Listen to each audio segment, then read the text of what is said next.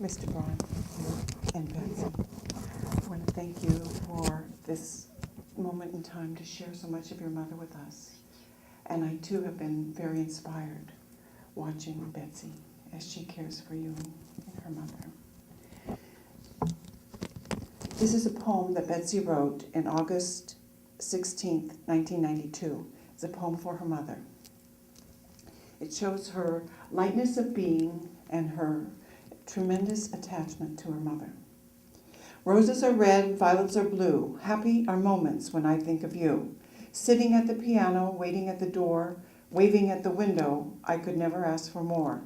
Swimming in the ocean, picking sea glass from the shore, laughing at our foibles, recalling family lore. Embracing all that's feminine, painting my bedroom pink.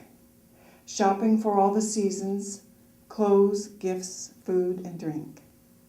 We sat knitting on the sofa, playing Scrabble and checkers too, watching TV and sharing novels, poetry, hymns, and nature's hues. You gave with such abandon, all your spirit, heart, and soul. You're brilliant and you're beautiful. A living golden rule. Thank you. Thanks, Kat. Thank you. Thanks. Lily, I thought I'd just let you talk for a little bit about life and your experiences here and your incredible intuition of what to say and do. The night before my mother passed, I was in her room, and I knew it was really getting close, and I almost wanted to call 911. You know, I've done it so many times between my mom and dad and my aunt and uncle, my Aunt Millie and Uncle Bob, who just passed away 9 months ago here, 23 days apart. I was in and out of NCH like in a revolving door, really. But that's why I moved here, you see. So, but I called Lily, and she came over. It was 10 o'clock at night and stayed with me till midnight. And she encouraged me to go home and get some sleep. And I did. I got the call. My brother was at my house at 5 in the morning that she had passed. And we came over and we had some time with her. And it was fine. I was fine. She looked beautiful, and she went peacefully. And we told my dad, and we were just like a little cocoon, and we're going to be that way until we, come out as butterflies. Because you know what? My mom wants us to be happy. So with that, I'm going to give you. Okay. Well, she caught me a little bit short here because I didn't know that I was going to say a few words for you, but that's okay. I'll just share a couple things. See, I believe that the Lord leads.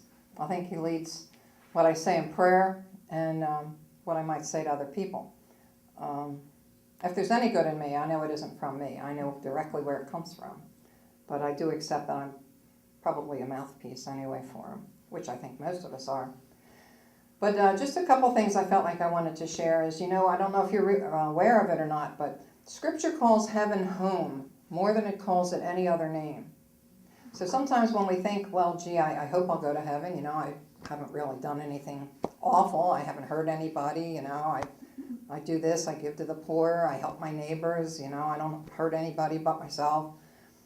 So we hope in that way we'll get to heaven, but Scripture says that we're going to get to heaven not by our works. He wants us to be good and to be kind to each other, but we're not getting by works. I mean, for those who are Christian, if you aren't Christian, then I apologize to you. I certainly wouldn't take your beliefs from you.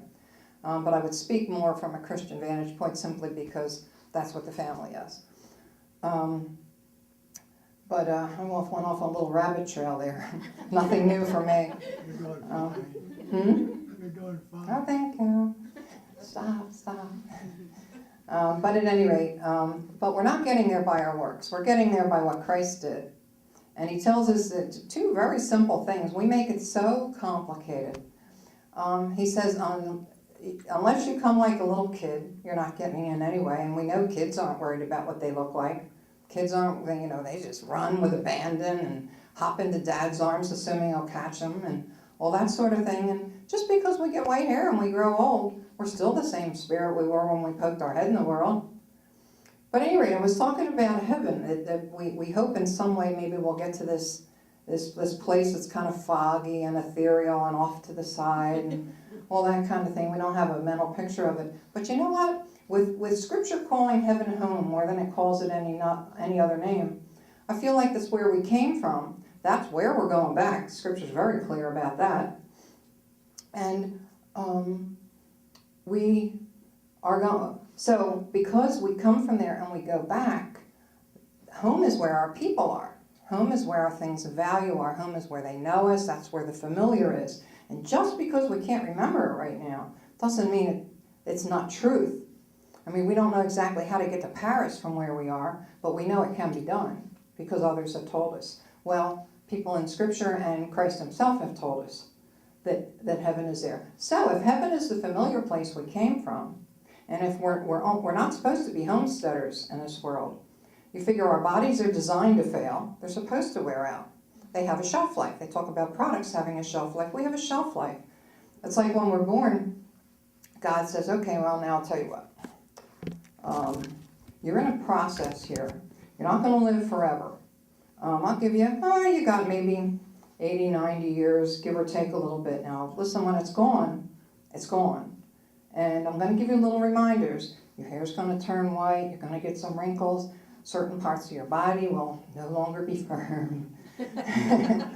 So we're given reminders. Hey, we don't have an unlimited number of days, right?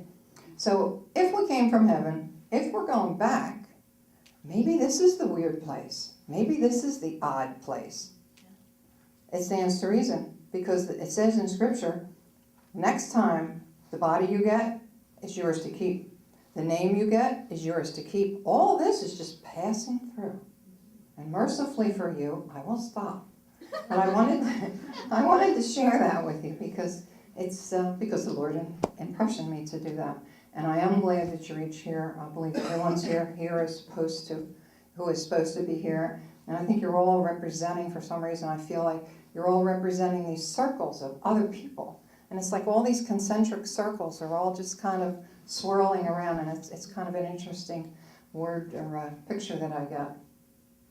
So, blessings. Thank you. You're welcome. And Betsy has been a real inspiration to me. Because, sometimes folks will get in what's called early bereavement, which is a fancy way of saying when we know we're going to lose someone close to us, we tend to bail out too soon. And she has, the Apostle Paul wanted to finish strong. He wanted his chest to break that ribbon. And the Lord allowed him to do that. And Betsy has finished strong. And isn't it a great model? True story. Okay, Suzanne, I'd like you to read, this was, my mother had this in her checkbook and she read it regularly.